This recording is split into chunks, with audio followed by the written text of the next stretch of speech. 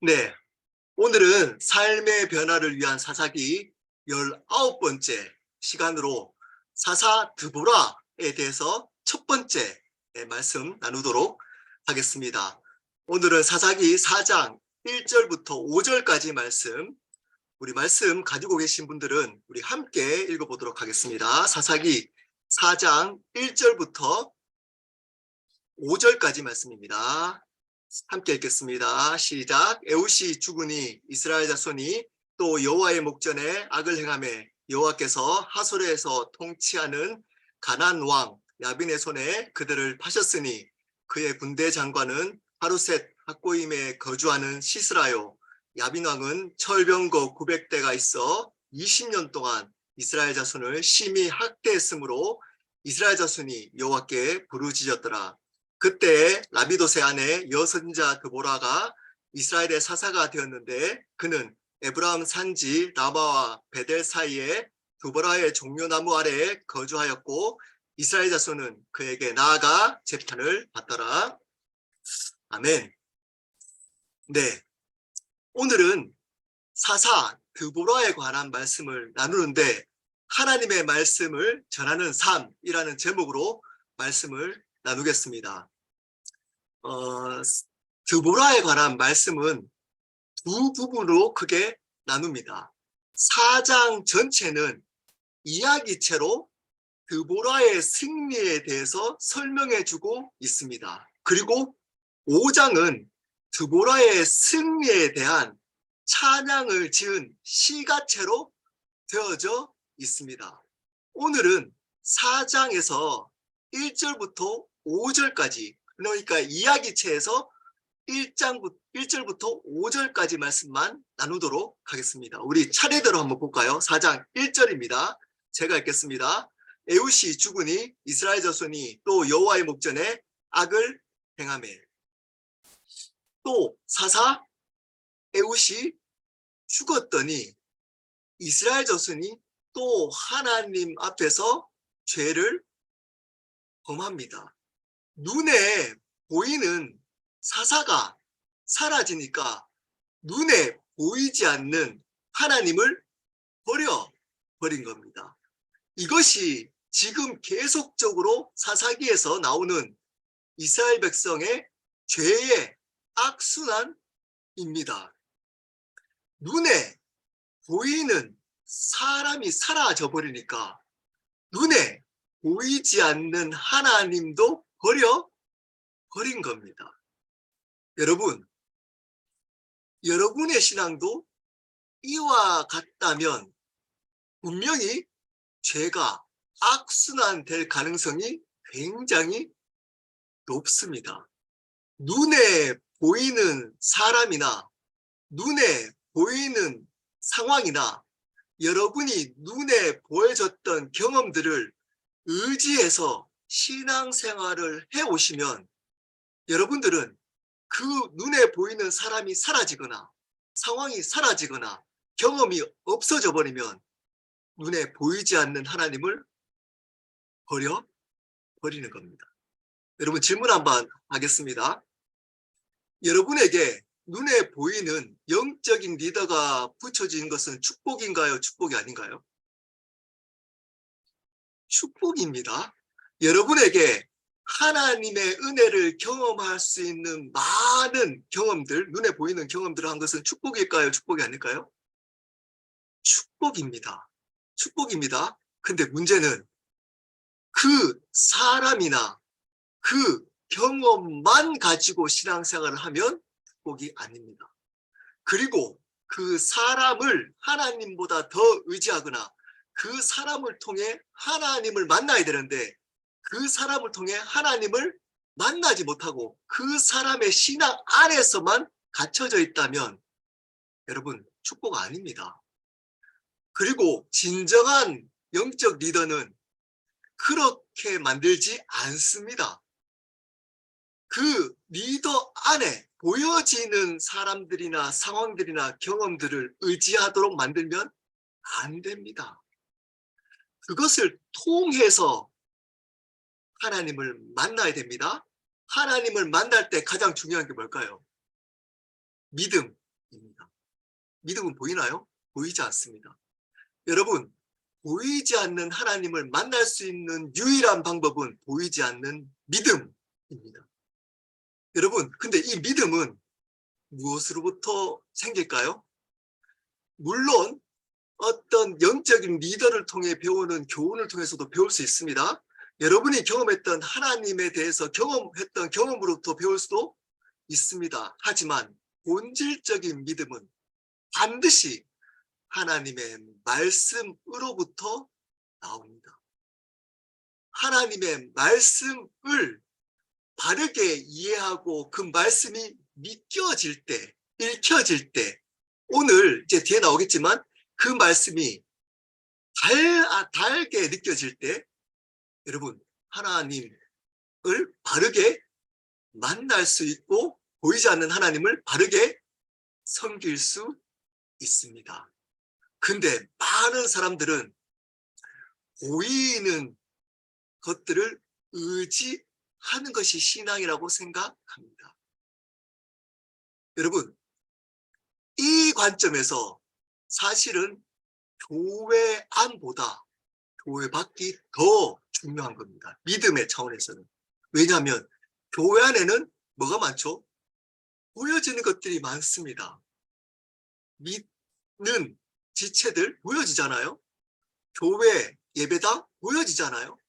여러분, 이런 것들을 통해서 믿음이 생길 때만 그것이 의미가 있지, 믿음 없이 그것만 향해서 그것을 의지해서 그 자리에 있다고 해서 그 사람을 만나고 있다고 해서 그 교회에 다니고 있다고 해서 믿음이 생기는 것 아닙니다. 그것이 신앙이 아닙니다.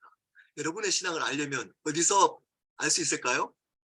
보이지 않는 여러분의 실제적인 삶, 보이는 것들이 많이 없어지는, 거의 없는 여러분의 직장, 여러분의 가정, 여러분이 홀로 있을 때 여러분의 믿음을 알 수 있습니다. 그러려면 그 믿음은 어디서부터 온다고요? 하나님의 말씀으로부터 오는 겁니다. 보이는 사람을 통해서 하나님을 만나고, 그리고 주위의 경험을 통해서 하나님을 만날 때 반드시 그 믿음이 자랄 때만 의미가 있다는 겁니다. 근데 이스라엘 백성들은 보이는 사사가 사라지니까 보이지 않는 하나님을 버렸습니다. 그들은 보이는 것을 보이지 않는 하나님보다 더 의지했기 때문입니다. 그럴 때 죄의 악순환이 되는 겁니다. 여러분들도 왜 죄가 반복될까요? 어쩌면 보이는 것들을 더 보이지 않는 하나님보다 의지하기 때문일 수 있습니다.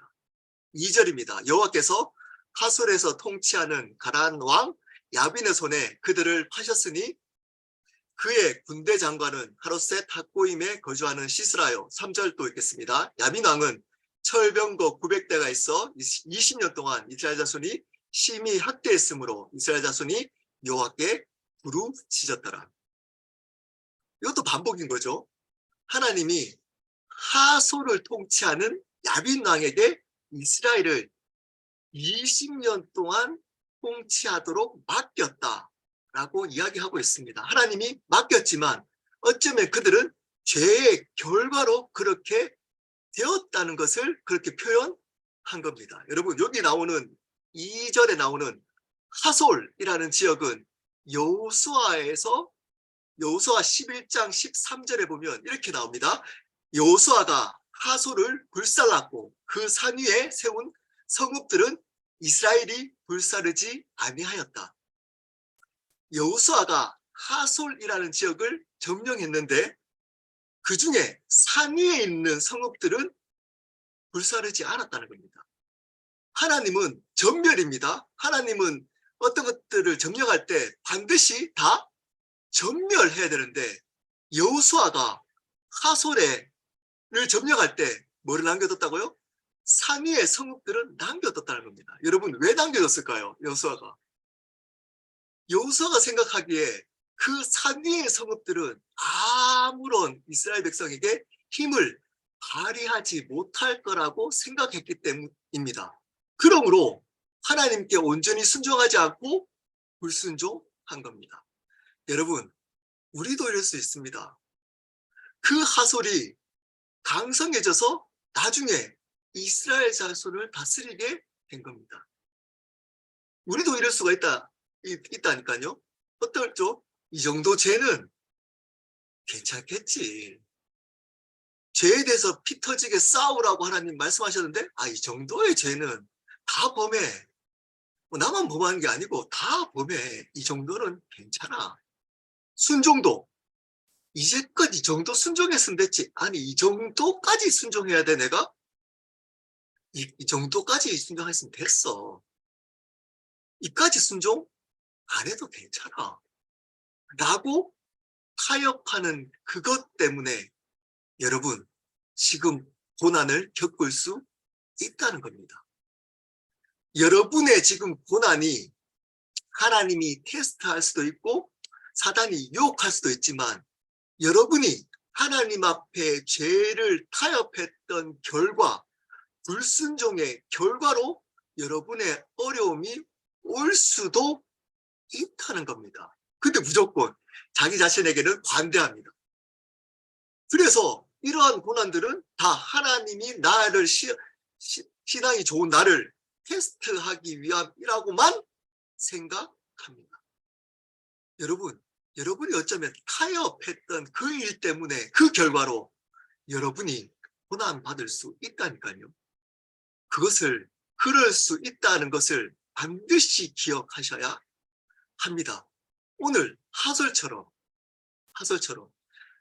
우리는 하나님처럼 완전할 수 없습니다. 하나님은 우리에게 완전한 것을 요구하지 않습니다.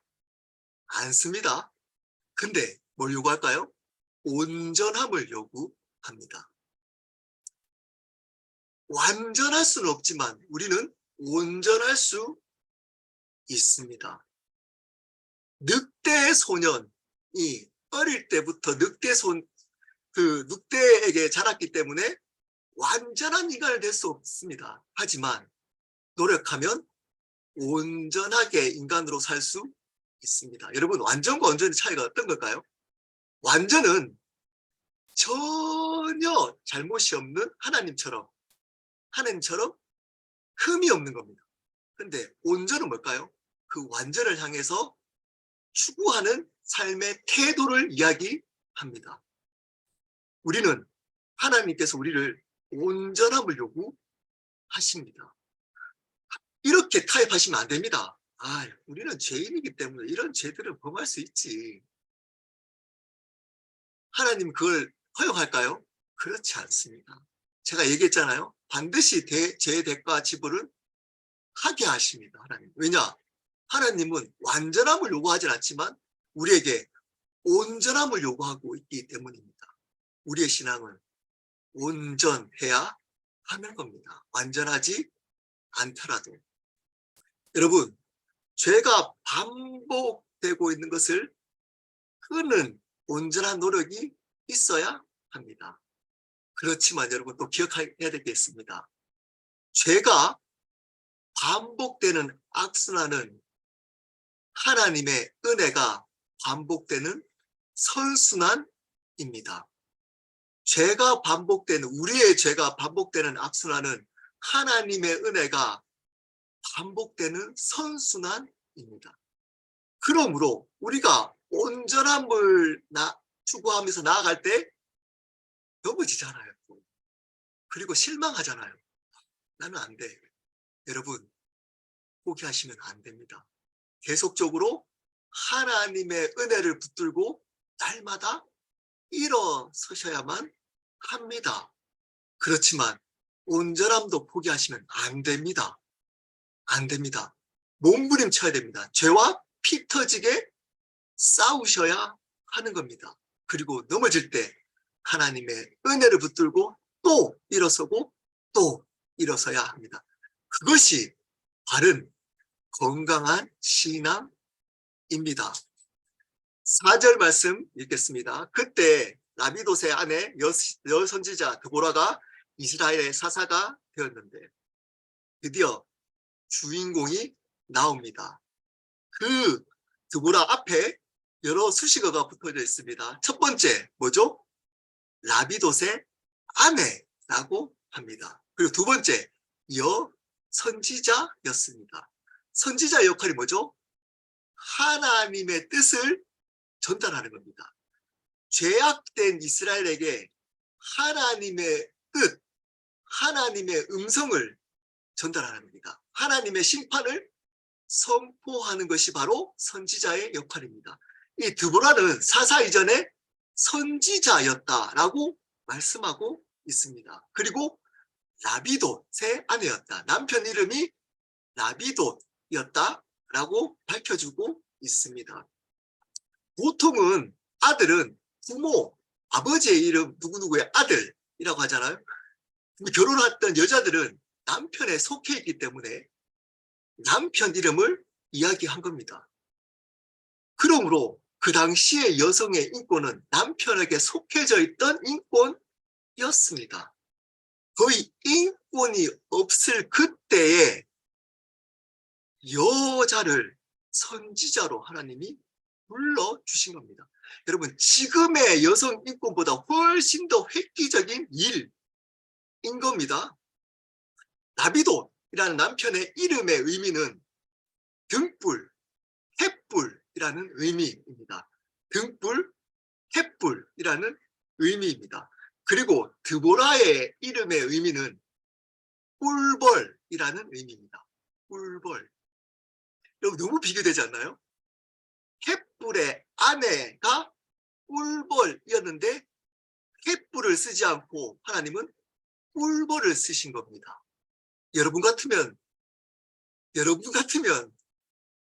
횃불을 쓰시겠어요? 꿀벌을 쓰시겠어요? 저 같으면 능력 있는 횃불을 쓸 겁니다. 근데 하나님은 여자에다가 능력이 없는 꿀벌을 쓰신 겁니다. 여러분, 이것은 사사기에 반복되는 하나님의 부르심의 원리입니다. 어떤 사람을 쓰신다고요? 약한 사람. 여러분이 세상에 강한 자로 있을 때 두려워하셔야 됩니다. 세상에서 잘 돼서 강한 자가 될 때 두려워하셔야 돼요. 왜냐하면 하나님은 이 세상의 강한 자를 잘 쓰실 수 없습니다. 네. 삐들여서 쓰시긴 쓰시겠죠. 근데 잘 쓸 수 없습니다. 고린도전서 1장 27절부터 29절 말씀 제가 한번 읽어보겠습니다. 이것을 알았던 바울은 이렇게 고백합니다. 그러나 하나님께서 세상에 미련한 것들을 택하사 지혜 있는 자들을 부끄럽게 하려 하시고 세상에 약한 것들을 택하사 강한 것들을 부끄럽게 하려 하시며 하나님께서 세상에 천한 것들과 멸시받는 것들과 없는 것들을 택하사 있는 것들을 폐하려 하시나니 이는 아무 육체도 하나님 앞에 자랑하지 못하게 하려 하십니다. 여러분, 저를 포함해서 여러분이 이 자리에 있는 이유가 뭐라고요? 세상에 천하기 때문입니다. 멸시받는 존재이기 때문입니다. 보잘것없는 없는 것들이기 때문입니다. 미련한 자들이기 때문입니다. 지혜가 없고 약한 자들이기 때문입니다. 근데 내 스스로 강하다라고 여기며 이 모임에 교회 안에 있는 분들은 여러분, 그분들은 하나님이 사용할 수 없습니다. 내가 천하고 없고 연약하고 지혜 없고 지혜가 없는 자라고 여기는 자들을 하나님은 택해서 하나님의 강함을 드러내십니다. 왜일까요? 자랑하지 못하게 하기 위함. 다른 말로 나의 의를 드러내지 않게 하기 위함입니다. 오직 그리스도의 의, 하나님의 의만 드러내기 위함인 겁니다. 그래야 하나님의 의만 드러나기 때문입니다. 근데 자기가 세상에 강하다, 잘났다 라고 생각한다면 그 사람은 이미 하나님께 버림받을 자들인 겁니다. 근데 몰라요. 그리고 오히려 그런 사람들을 더 교회는 세워갑니다. 세상에 잘난 사람들, 세상에 뛰어난 자들, 이런 자들을 교회에도 똑같이 세워가기 시작합니다. 그러면 안 되는 겁니다. 만약에 그랬다면 여러분, 남자이자 횃불, 이름의 횃불이라고 지었던 의미가 있을 겁니다. 그 이름의 의미를 가지고 이 사람을 판단하자면 어떤 삶을 살았을까요? 아마 뜨거운 횃불 같은 삶을 살았던 남편, 남자인 여기 라비옷을 택하는 것이 훨씬 더 효율적인 겁니다. 근데 하나님은 횃불 택하지 않고 여자이자 그때 당시에 차별받았던 여자이자 그리고 꿀벌같이 연약했던 드보라를 택했습니다. 여러분, 우리가 횃불의 삶을 살면 안 되고 꿀벌의 삶을 살아야 된다는 것. 5절입니다. 5절. 그는 에브라임 산지 라마와 베델 사이에 드보라의 종려나무 아래에 거주하였고 이스라엘 자손은 그에게 나아가 재판을 받더라. 그 드보라가 했던 일을 말씀하고 있습니다. 어떤 일을 했죠? 종려나무 아래에 거주했다. 여기서 거주했다는 것은 살았다는 의미가 아닙니다. 살았다는 의미가 아니고 그 아래에서 그 아래에 거했다. 어떤 일을 했다고? 그래서 재판.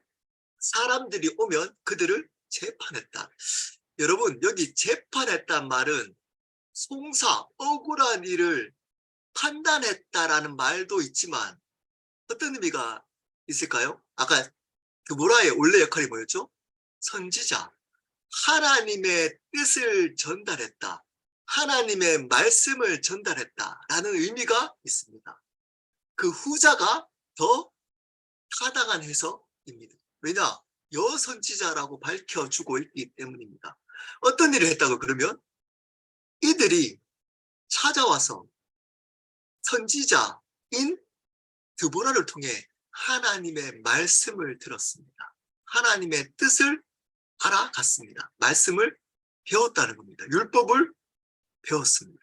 드보라가 했던 일이 뭘까요? 바로 말씀을 가르치는 일이었던 겁니다. 여기에 5절에 종려나무가 나옵니다. 아까 이름이 우리 드보라의 이름이 뭐라 그랬죠? 꿀벌이라고 했잖아요. 이 종려나무는 열매가 답니다. 대추야자라고 해서 열매가 답니다. 그래서 성경에는 이 대추야자를 꿀이라고 표현하는 부분이 49번이 나옵니다. 그러므로 이 종려나무는 꿀을 의미합니다. 여러분 재밌지 않나요? 꿀이 있는 꿀나무, 꿀이 있는 곳에 아래서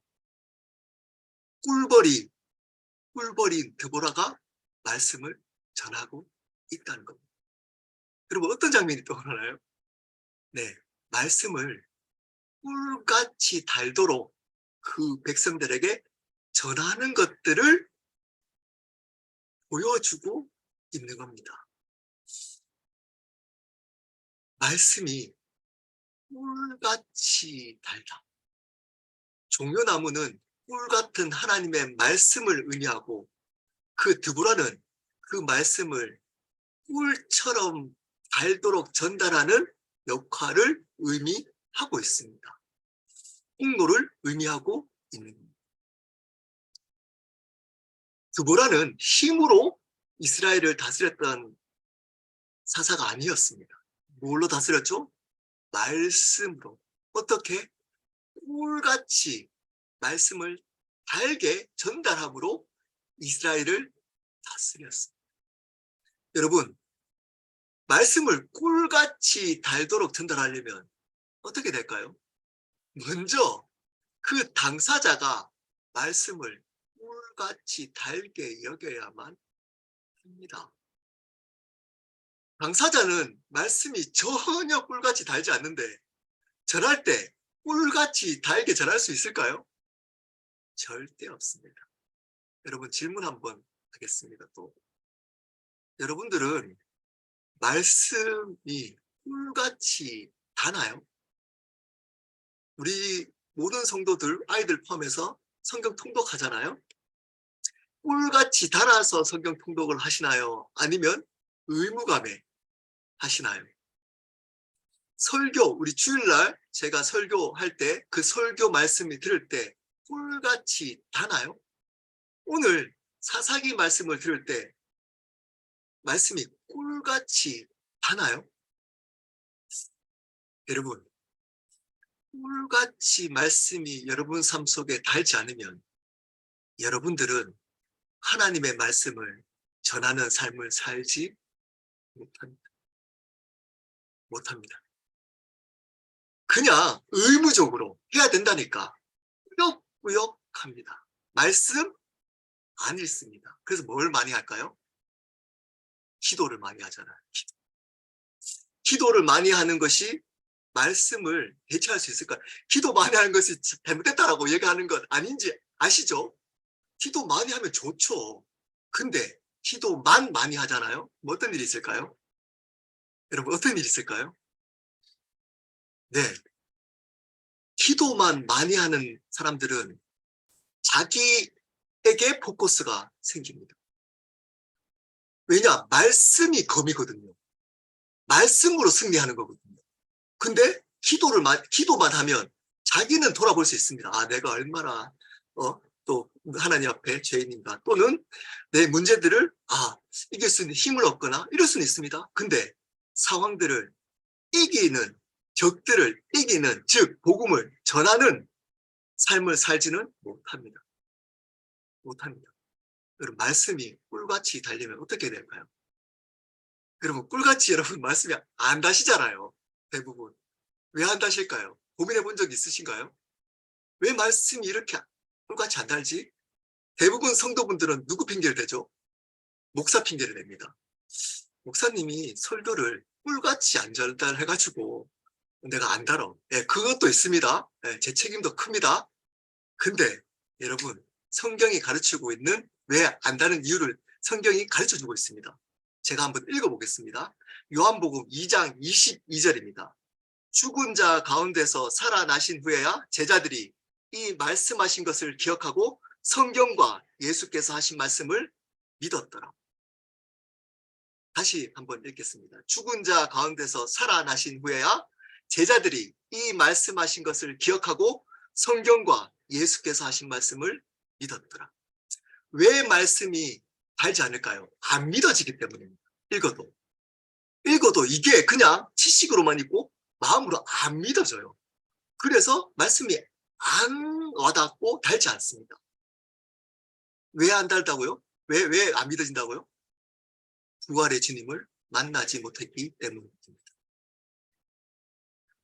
부활의 주님을 만나는 것이 의미가 뭘까요? 이거는 저희 교회라면 반드시 알아야 되는 겁니다. 부활의 주님을 만나다 의미가 뭘까요? 그분이 부활했다는 말은 의미가 뭘까요? 예수님이 부활하셨다. 그 예수님이 창조주 하나님이라는 겁니다. 인간은 부활할 수 없습니다. 부활했다는 말은 예수님이 하나님이시다. 하나님 어떤 하나님이라고요? 창조주, 주인이시다. 예수님이 주님이시라는 겁니다. 그분을 주님으로 만나지 못한 사람들은, 예수님을 주님으로 믿지 않는 사람들은 말씀이 믿어지지 않습니다.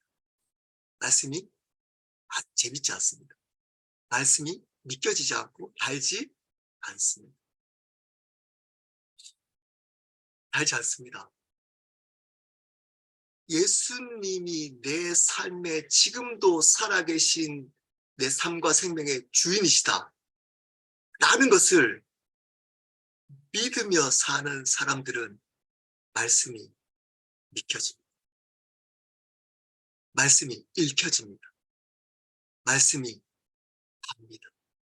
근데 그것을 처음부터 만나지 못한 사람들, 또는 만났더라도 어느 순간 주인이 바뀐 사람들, 내가 주인으로 살아가는 사람들, 예수님이 주인이 아니고 내가 예수님을 끌고 가는 사람, 내 비즈니스, 나의 문제, 나의 상처를 해결해주는 도구로 그분을 끌고 가는 사람들은 말씀이 믿겨지지 않습니다. 말씀이 달지 않습니다. 억지로 읽으라고 하기 때문에 있습니다. 근데 주인이 예수님으로 바뀐 사람, 지금도 우리 앞에 살아계신 하나님, 창조주, 주인이라고 믿는 사람들은 말씀 읽으면 말씀이 믿겨집니다. 그리고 이것이 너무 기쁩니다. 믿겨지는 것이. 그리고 이것으로 내 능력이 됩니다. 그러므로 여러분 보십시오. 예수님이 나의 삶과 생명의 주님이다. 이것은 복음의 핵심입니다. 따라서 복음과 말씀은 분리될 수 없습니다. 분리될 수 없습니다. 왜 저희 교회가 새로운 삶을 이렇게 반복적으로 1년에 2번 하느냐? 이유가 있습니다. 여러분, 복음이 처음부터 복음을 믿지 않는 사람도 문제지만 어느 순간 복음의 감격과 복음을 바르게 이해되지 않고 그 복음을 잃어버린 사람들은 말씀이 믿겨지지 않습니다. 어느 순간 말씀이 재미없습니다. 말씀을 읽지 못합니다. 말씀은 안 읽습니다. 그리고 말씀이 내 삶의 능력이 되지 않습니다. 그러므로 복음을 잊어버리면 또 듣고, 잃어버리면, 감격을 잃어버리면 또 듣고 해야 하는 겁니다. 왜냐? 그 복음으로 살아계신 그 주님을 만나야 말씀이 믿겨진다고 성경이 말씀하고 있기 때문인 겁니다.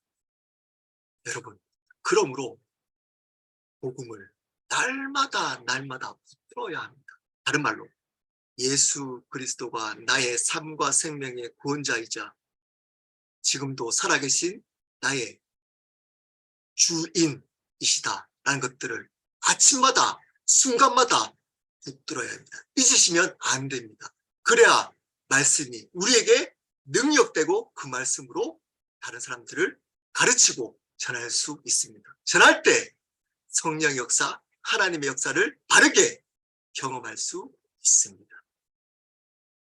말씀을 마무리합니다.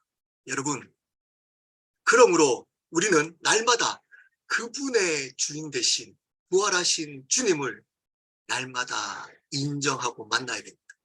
예수님을 나의 삶과 생명의 주인으로 순간순간 붙들어야 합니다. 잊으시면 안 됩니다. 그리고 말씀이 우리 삶 가운데 믿겨져서 그 말씀이 단맛이 날 때 그 단 것을 잘도록 우리 아이들에게, 가족들에게, 친구들에게, 동료들에게, 믿지 않는 사람들에게 전할 수 있는 겁니다. 그럴 때 그들이 그 말씀이 단 것을 느낄 수 있습니다. 우리 함께 기도하도록 하겠습니다.